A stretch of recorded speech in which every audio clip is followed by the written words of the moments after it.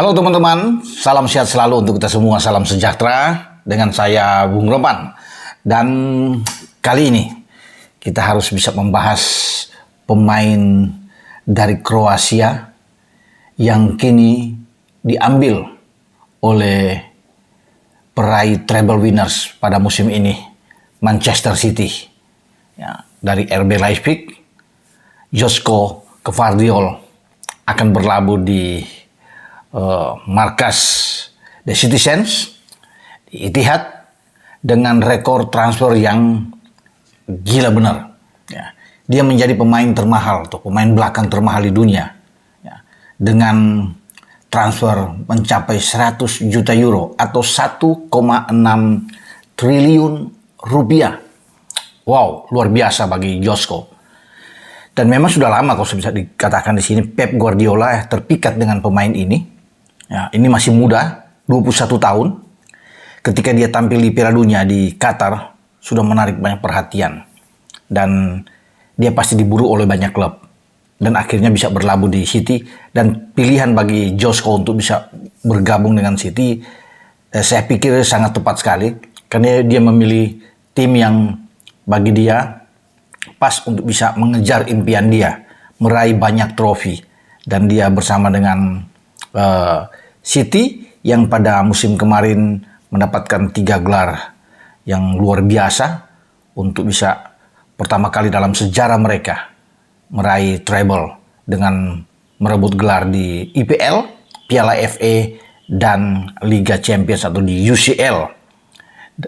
Bagi Joško, dalam mungkin pikiran dia ya ketika dia datang dari Dinamo Zagreb pada 2021 tidak terbayang bahwa akhirnya karirnya begitu cepat dan dia bisa berlabuh, bisa diambil oleh Manchester Biru.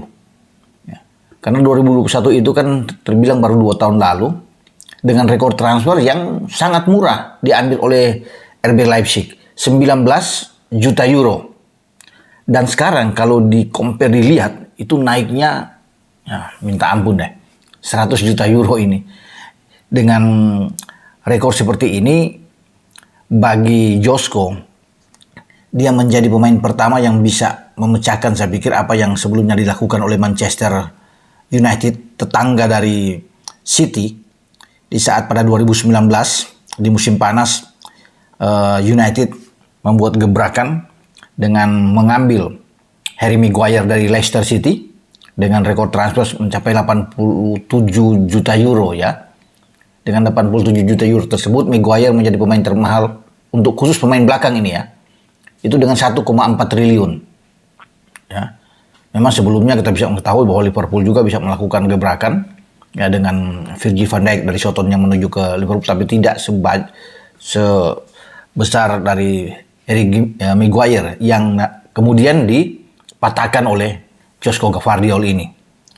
Dengan 1,6 triliun saya pikir sulit lagi ya bagi seorang pemain belakang untuk mencapai rekor transfer seperti ini. Sudah bisa sejajar dengan pemain-pemain gelandang, pemain-pemain depan ya, karena terakhir di Inggris kemarin itu bagaimana Declan Rice dari West Ham United berlabuh ke Emirates Stadium bersama dengan The Gunners Arsenal itu dengan rekor transfer juga yang luar biasa ya, 100 juta euro plus ada 5 juta euro ditambahkan sehingga Declan Rice ini mencapai gelandang termahal saya pikir untuk bisa datang ke Arsenal. Dan Gvardiol sudah mencatatkan hampir sejajar dengan apa yang dilakukan oleh Declan Rice ini ya. Dan saya pikir lini belakang bagi Manchester City akan semakin kuat dengan kehadiran pemain muda ini. Ya, dia bermain bersama dengan Leipzig itu dalam 87 pertandingan ada 5 gol dan 3 assist. Luar biasa dan ikut membantu Leipzig bisa meraih 2 kali gelar di DFB Pokal ya dalam 2 musim beruntun sebelum akhirnya dia diambil oleh City. Dan ini menjadikan City punya barisan benteng pertahanan yang kuat, kokoh dengan kehadiran pemain Borussia 21 tahun ini. Karena sebelumnya kita tahu bersama mereka masih punya Ruben Dias ya, yang ada di belakang. Manuel Akanji yang juga diambil dari Bundesliga ketika di Borussia Dortmund pada musim yang lalu. Dan mereka masih punya Nathan Ake di sana. Ya, ada juga John Stones yang akhir-akhir ini ditempatkan di posisi gelandang bertahan tapi bisa juga bermain di bek tengah. Ya, sebelumnya juga mereka masih punya Aymeric Laporte. Jadi kalaupun Laporte mereka lepas dengan kedatangan seorang Josko Gvardiol ini, ya udah bagus, udah kuat. Jadi di belakang bagi City untuk mengarungi musim yang baru yang nantinya akan dimulai pada 12 Agustus mendatang, dan upaya City untuk bisa mempertahankan gelar di UCL. Mereka tentunya ingin juga meraih treble dengan masih ada Pep Guardiola.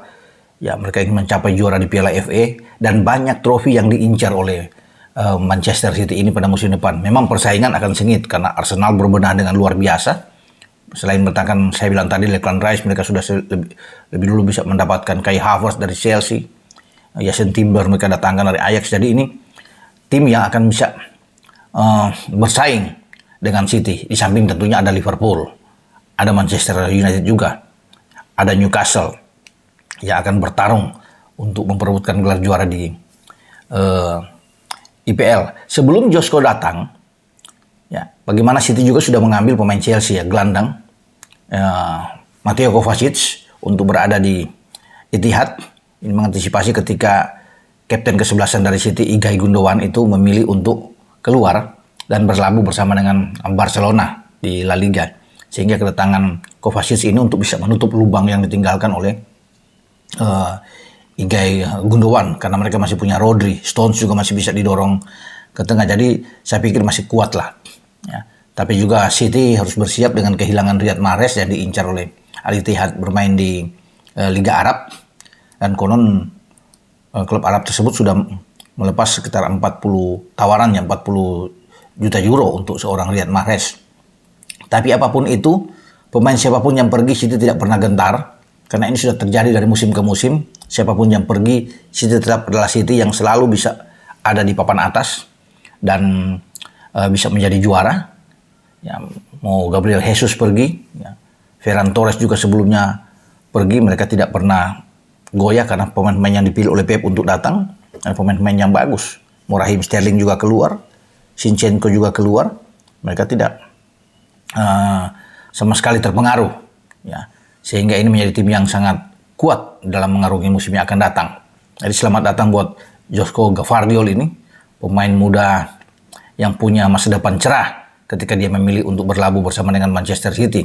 Nah, pada saat yang bersamaan juga saya pikir ada berita yang mengembirakan untuk penggemar Bayern Munchen, karena pemain Korea Selatan berusia 26 tahun, Kim Min-jae, datang dari Napoli untuk bisa bermain di Munchen. Tadinya kan Kim Min-jae ini diincar oleh Manchester United juga. Suatu bek yang bagus, yang tampil oke pada musim kemarin untuk bisa membawa Napoli bisa menjadi juara lagi setelah terakhir kali tahun 90 bersama dengan Diego Armando Maradona. Dan Kim Min-jae salah satu penggawa terbaik di Korea Selatan. Mantan anak buah dari Shin Tae-yong, pelatih tim senior Indonesia dan juga pelatih di tim U23 Indonesia. Ya, Kim Min-jae ini cepat sekali. Ya, dia bahkan ikut merebut medali emas ketika datang ke Indonesia bersama dengan tim Olimpiade U23 Korea Selatan. Ya, dengan bagaimana bisa meraih medali emas, dan kemudian dia diambil, pernah bermain juga di Gwon di Beijing sebelum di Fenerbahce dan berlabuh di Napoli. Tapi saat ini Munchen mendapatkan itu. Munchen juga ingin berbenah di lini belakang. Ya, jadi mereka akan bertarung di sana untuk musim yang akan datang. Dan Kim Min-jae sudah memilih klub yang tepat. Dia bilang ini menjadi klub impian dia. Ya, untuk bisa bersama dengan Bayern Munchen mendapatkan gelar demi gelar yang diinginkan oleh Kim Min-jae. Jadi ini sebuah kekuatan bagi Die Roten. Dengan ada Min-jae, mereka masih punya ada Dayot Upamecano di sana yang bisa bermain di belakang. Saya pikir Munchen masih tetap akan menjadi kandidat juara di Bundesliga dan juga di DFB Pokal yang kemarin mereka kehilangan gelar, dan juga persaingan di UCL nantinya. Jadi memang sangat ramai. Pemain-pemain belakang ini berdatangan di klub-klub kuat. Ya, selain Gvardiol dan Kim Min-jae sudah memilih bermain dengan FC Hollywood. Dan tentunya ini suatu kebanggaan bagi Korea Selatan bahwa mereka punya pemain-pemain yang bagus yang berada di klub-klub top di level Eropa. Nah, semoga Kim Min Jae bisa cocok cepat mendapatkan chemistry bersama dengan Bayern Munchen dan dia bisa membawa Di Rotten ini bisa terbang tinggi. Sama tentunya dengan impian dari Josko Gvardiol ketika dia keluar dari Bundesliga bersama dengan RB Leipzig menuju ke Liga Premier Inggris dengan City. Dia ingin terbang tinggi tentunya bersama dengan Manchester City.